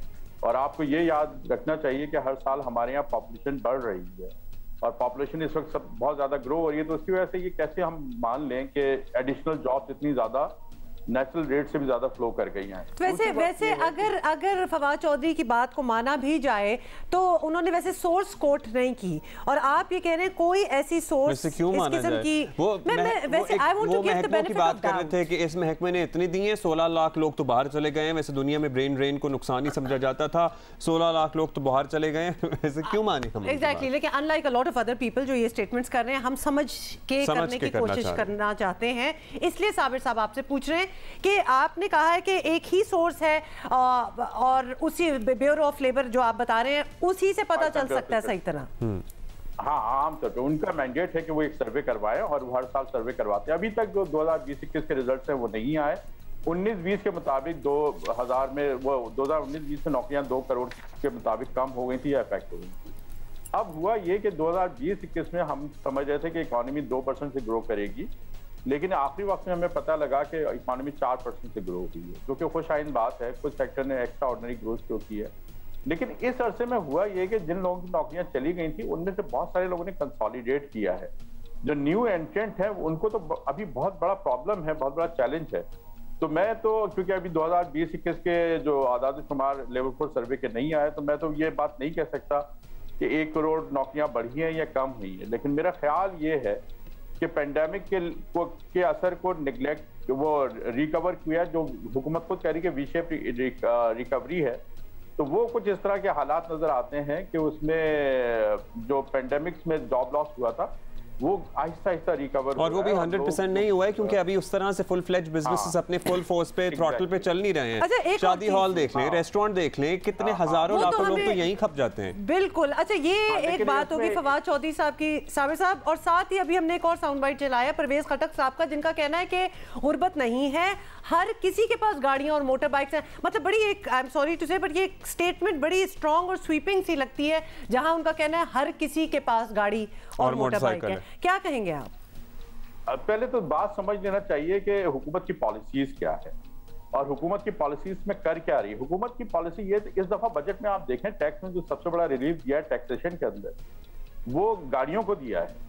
तो एक तरफ तो मास ट्रांजिट है नहीं, इंसान पैदल चल नहीं सकता, कोई पैदल चलने की जगह नहीं है, पब्लिक ट्रांसपोर्ट है नहीं सड़कों पे, तो लोगों की मजबूरी है कि चाहे उधार ले चाहे कुछ करें, मोटरसाइकिल तो खरीदनी है उन्होंने। जहां तक गाड़ी खरीदने वाली लोग हैं वो दूसरे लोग हैं। और एक बात परवेज खटक साहब को भी समझनी चाहिए और अरबाब इख्तियार को भी समझना चाहिए कि जब बजट नहीं आया था उससे पहले ही जो है हमारे यहाँ गाड़ी की बहुत डिमांड थी, और वो डिमांड अपर तबके के अंदर है, क्योंकि 2020-21 के अंदर जो आदाद शुमार आया उसमें ये पता लगा कि फॉर्मल सेक्टर के अंदर ग्रोथ है। आपने इंटरेस्ट रेट इतना ज्यादा बढ़ा दिया था, अमीर लोगों को और सूद के पैसे मिलने से उनकी परचेजिंग पावर तो बहुत ऊपर चली गई, क्योंकि आपने जो है इंटरेस्ट रेट को बहुत ऊपर ले आकर 13% 14% ले आकर, और उनको हुकूमत गारंटीड रिटर्न मिल रहा था, तो उनके पास तो बहुत पैसे आए, वो तो गाड़ियां खरीदेंगे। लेकिन आप, और ऊपर से आपने बजाय ये करने के कि गाड़ियों के ऊपर टैक्स बढ़ाते, आपने टैक्स कम कर दिया। अब उसके नुकसानात क्या हो रहे हैं? आप जो है ये गाड़ियां हवा से नहीं चलती, ये गाड़ियां पेट्रोल से चलती हैं, और अब आपको हर दफा पेट्रोल चाहिए। पेट्रोल खरीदने के लिए आपको फॉरेन एक्सचेंज चाहिए। फॉरेन एक्सचेंज कहाँ से लाएंगे आप, जबकि आपके एक्सपोर्ट इतनी है नहीं, इंपोर्ट बहुत आप बढ़ाए चले जा रहे हैं। वो सारे ऐसे काम कर रहे हैं जिससे आपकी जो पेट्रोल कंजम्पशन हो, इंपोर्ट्स आपकी और बढ़ें। जब आपकी इंपोर्ट्स बढ़ेंगी तो आपको फॉरेन एक्सचेंज नहीं मिलेगा, तो आपका डॉलर ऊपर जाएगा, आपकी इकोनॉमी और खराब होती जाएगी। और इस वक्त सबसे बड़ा मसला ये है कि जो इन्वेस्टमेंट है वो बिल्कुल लिम्बो में है। इन्वेस्टर परेशान है कि वो किस तरह से पिच करे। स्टेबिलिटी जो है वो मैक्रो इकोनॉमी के लिए बहुत सही है। बहुत शुक्रिया, thank you for helping us understand a lot of things Sabir साहब। क्योंकि हम बिल्कुल इस एक स्टेटमेंट से आए थे और हम समझना चाह रहे थे कि ये स्टेटमेंट किधर से आई है। बात तो गई है, हमें पता है किधर से आई है, बट बेस कोई खास नहीं है। देखिए, पाकिस्तान ब्यूरो ऑफ स्टैटिस्टिक्स ने 19-20 का जो बताया था, और दैट्स अंडरस्टैंडेबल, पेंडेमिक था, हमारे सामने कितने कारोबार बंद हो गए, सफ़र किया, आप देख लीजिए, एजुकेशन से रिलेटेड कारोबार, खाने पीने से रिलेटेड कारोबार, रिक्रिएशन से रिलेटेड कारोबार सभी बंद हो गए थे ना। और which would make sense if you were to say कि भाई नहीं हो सका वो करोड़ के वाक़या, बिकॉज़ पेंडेमिक था, और आप समझेगी क्यों नहीं समझेगी, भाई हम सारों के साथ ही हुआ है। बट उल्टा ये कह देना कि डिस्पाइट दैट जी हमने तो करोड़ों की नौकरियां, that is not making sense. और आप प्लीज अगली बार अपना सोर्स होनी चाहिए उस लम्हे जिसमें आप ये दावे करेंगे कि क्या स्टेट ऑफ माइंड होनी चाहिए, लेकिन अगर सोर्स दे के बात की जाए तो वो बहुत, वो कह रहे थे ना कि इस महकमे ने इतनी नौकरियां दी हैं, फिर पता नहीं। खबर ये कि सूबाई वज़ीर पंजाब इनफैक्ट तर्जुमान पंजाब हुकूमत के थे, ये सभी कुछ थे, स्पोक्स पर्सन फयाजुल हसन चौहान साहब एक बार फिर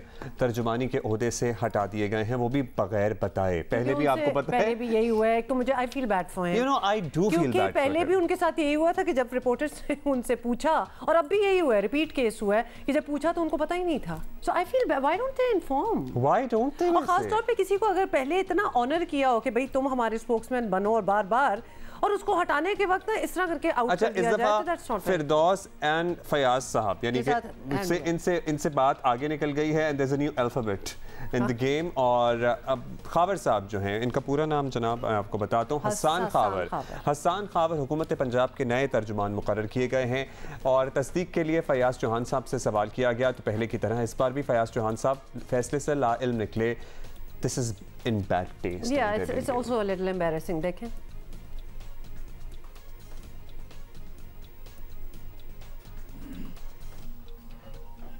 आप ही लोग मुझे बता रहे हैं कि तर्जुमान के उधर से हटा दिए। मेरा ख्याल है कि मैं अच्छी तर्जुमानी नहीं कर सका, तो मैं इस बात को एक्सेप्ट करता हूँ कि मैं तर्जुमानी का फरीज़ा ठीक तरीके से सर अंजाम नहीं दे सका। तो वज़ीर-ए-आला पंजाब उस्मान बुज़दार साहब का प्रोगेटिव है। और इससे पहले भी, जिस तरह के हम आपको बता रहे थे, इससे पहले भी जब उन्हें तर्जुमान पंजाब हुकूमत के ओहदे से हटाया गया था तो तब भी उन्हें फैसले का पता ही नहीं था, वो लाइल था, मतलब they he didn't know at all. मगर वो कहते हैं जो चौथी बार भी उन्हें ये ओहदा मिला तो वो इनकार नहीं करेंगे, डिस्पाइट द फैक्ट कि उनको हटाया किस तरह जाता है। और शायद अब आप हैरान हो, मौजूदा हुकूमत में तर्जुमान पंजाब हुकूमत के ओहदे पर 7वीं बार तब्दीली आई है। We have been counting all this time. और वैसे इससे ये नहीं एतराक होता कि तर्जुमानी का मसला नहीं है, प्रॉब्ली हुकूमत, मतलब तर्जुमानी भी तो जिसकी तर्जुमानी हो रही होती है, तो मसला अगर उधर हो तो तर्जुमान बेचारा क्या करे? उसकी जॉब तो पहली बड़ी मुश्किल होती है। गिनवाते हैं। अच्छा जी, सबसे पहले फयाज चौहान नंबर 1, हाँ। फिर आए शमशान बुखारी साहब, फिर मियां असलम इकबाल साहब आए, 3 हो गए, हाँ, ठीक है। फिर दोबारा फयाज चौहान साहब आए, फिर फिरदौस आशिक अवान साहिबा आई, ठीक है। फिर तिबारा आई डोंट नो कोई टर्म होती है कि नहीं होती है, हमने बनाया है, तिबारा। फिर तीसरी मर्तबा फयाज चौहान साहब आए, हो गए 6 हो गए। और अब जो है उनको हटाकर हसन खावर साहब को नया तर्जुमान मुकर्रर किया गया है। very familiar with him. Let's see, अब we would all be familiar with him. अब इस तेज रफ्तार तब्दीली पर जब हमने फयाजुल हसन चौहान साहब से सवाल किया था तो उन्होंने बड़ा दिलचस्प जवाब दिया था, आपको वो भी सुनवा देते हैं जरा। अच्छी परफॉर्मेंस देंगे, रहेंगे, अच्छी परफॉर्मेंस नहीं देंगे तो ये भी चेंज हो जाएगा। नहीं, आप सही कह रहे हैं चौहान साहब, क्योंकि कल जब हमने डिसाइड किया कि आपसे बात करनी है तो हमने शाम तक का इंतजार किया कि आप भी अपने ओहदे पे रहते हैं, क्योंकि आप भी मुतअद्दिद मरतबा आज आ चुके हैं, तो हमें उसका भी यकीन नहीं होता। तो हमें बड़ी खुशी हुई जब आप लाइव ही आ गए। आप दोनों बुनियादी तौर पे बड़े शैतान हैं, समझिए। आपने कोई ना कोई चस्का मस्का लगाना था जो लगा दिया आपने, ज़रा। I feel bad for him. बहरहाल तब्दीली की म्यूजिकल चेयर से वाज़ेह हो चुका है कि वज़ार हुकूमत की तर्जुमानी किसी चैलेंज से कम नहीं है। भाई तर्जुमानी टफ हो जाती है at times, you know, in such particular cases. Exactly, वो बेचारे आ रहे हैं, जा रहे हैं, वो सब कुछ तो हमने देख ही लिया। It's a tough spot to be in, and I wonder कि जब किसी को रखा जाता होगा दोबारा, जिस तरह के अभी लेटेस्ट जो आए हैं, वो खुश होते होंगे इस तैनाती पे, मतलब पता नहीं क्या होता होगा। अच्छा, वैसे अभी वो कह रहे हैं कि जो चौथी मर्तबा भी इन्हें बनाएंगे तो बन जाएंगे। वैसे नहीं, but he did say कि जब भी करेंगे तो मैं बन जाऊंगा। Why would you take up such a job again, I guess? Especially when you know what the challenges are, or it's अच्छा, बलोचिस्तान की हम जरा बलोचिस्तान की हम आपको जरा अपडेट दे दें और तमाम सूरत हाल एक मरतबा फिर in case you have missed it तो आपको बता दें कि हरनाई में रात गए 3 बजे जो है वो ज़लज़ला आया और शदीद झटके महसूस किए गए। 5.9 रिक्टर स्केल पर इसकी शिद्दत थी। अब सूरत हाल ज़रा बेहतर हो गई है। पाक अफवाज के जवानों ने रेस्क्यू ऑपरेशन में भी हिस्सा लिया। फिर 9 अफराद को जो क्रिटिकल थे आर्मी हेलीकॉप्टर के जरिए शिफ्ट किया गया कोयटा के मुख्तलिफ अस्पतालों में। अब DHQ हरनाई में सूरत ये है कि अभी वहाँ कोई ज़ख्मी ज़ेर इलाज नहीं है। कुछ टेंट्स वगैरह भी लगाए जा रहे हैं, उसमें बिस्तर भी डाले जा रहे हैं। रिमाइंड यू, ये ज़लज़ला आया एक दिन पहले, जबकि हमने ऑब्जर्व करनी है 16वीं एनिवर्सरी ऑफ द अदर ज़लज़ला जो 2005 में आया था, जो कि बहुत ही 80,000 से ज़ायद अफराद की जान चली गई थी। 80,000 से ज़ायद अफराद की जान उसकी बात हम कल करेंगे और उससे फ़ौरन एक दिन पहले ही ये हुआ है। जल्दी से आपको बता दें कि कोविड के हमारे फिगर्स जो हैं वो नीचे ही हैं, क्योंकि आज हमने शुरू नहीं किया। ये बात है ना, हम ज़रा यूज्ड टू हो गए, हमें बड़ी खुशी होती है कि एक्चुअली हम सारों ने मिलकर बड़ा इसको कंट्रोल कर लिया है। But still 46 people died. पिछले 24 घंटे की बात करें, नए केसेस 2.82 है पॉजिटिविटी रेट, लेकिन इसको इसी तरह रखना है या इससे भी नीचे लाना है। 1453 new cases. Don't forget to wear a mask. Don't forget to wear a mask, please. See you tomorrow.